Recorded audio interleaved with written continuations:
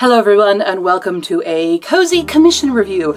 I was commissioned to read another indie book, and so we're going to do a little bit of a deeper dive into this rather than what I do on my TikTok. So I was commissioned to read Providence Girls by Morgan Dante. This is a Sapphic fantasy historical romance.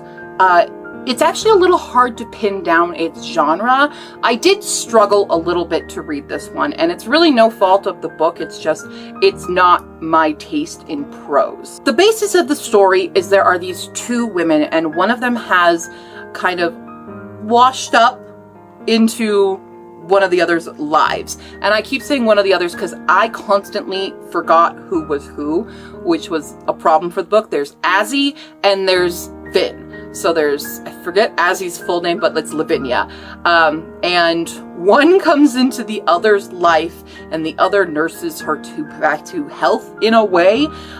There is a lot of kind of metamorphosis happening with one of the characters, and another character, it has albinism, but I really struggled to remember who was who in this. The prose style for both of them is very similar, but it's also the prose style it was first person, but it was always addressing you. So it was first and second person at the same time, kind of, which was very unique, but not something that helped me as the reader. So if you're in Vin's point of view, the you is Azzy, and when you're in Azzy's point of view, the you is Vin, but you're the reader at the same time, so you're kind of flip-flopping between these characters, and it just kind of was a little confusing for me, and it wasn't exactly my vibe. It was very slow.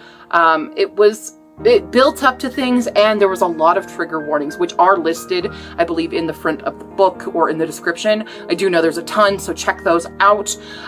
Both of these women come from a past of trauma and kind of rebuilding themselves, and one of them is undergoing this big transformation. As you can see by the cover, someone's not human. But I was really confused because in the beginning I thought, oh, they already were this, and maybe they weren't, and they were turning human, but it's kind of the opposite. And I just was really confused this entire time while reading it, unfortunately. It had a lot of really good moments. It had a lot of really good, like, one-liners that are not like one-liners, but really good quotes that kind of had some punch and impact to them. So I do think Morgan Dante is a very talented writer with her prose. It's just not my style that I enjoy reading. But I do think a lot of people could really latch onto this book. I think it would make a beautiful film. I think this is very much the style of a film that wins Oscars. You know, it's not exactly, I'm not exactly the audience for it, but I think it has a lot of meaning. There's a lot of stuff being discussed. But I just struggled so hard with remembering who was who. And I took a lot of breaks in this book, which maybe was the mistake, but I struggled with reading ebooks anyway, and I was reading it as an ebook, so it took me a while to really get through this. I think it literally took me like 20 days to read this one book, when normally I'm reading a book a day, you know? But not ebook. Ebook takes me longer, but 20 days seemed very excessive for me to be holding onto a book and still reading it. But I did read it all the way through, and it does have very interesting ending. It is a little bit epistolary as well, where it's talking in these letters in the beginning and near the end, and you kind of kept wondering how the timelines were going to line up and how this was going to conclude. And I won't spoil it for anybody, but it was a very interesting read. It had just a lot of really good soft moments. It had a lot of relearning to build trust in others and relearning kind of yourself and forgiving yourself for past mistakes. That was a very big theme in this, because both of our main characters have had this loss and suffering, and it's kind of breaking through that grief and that trauma that I think was more so the overarching theme of the book, rather than like, oh, it's a sapphic romance with spooky paranormal stuff.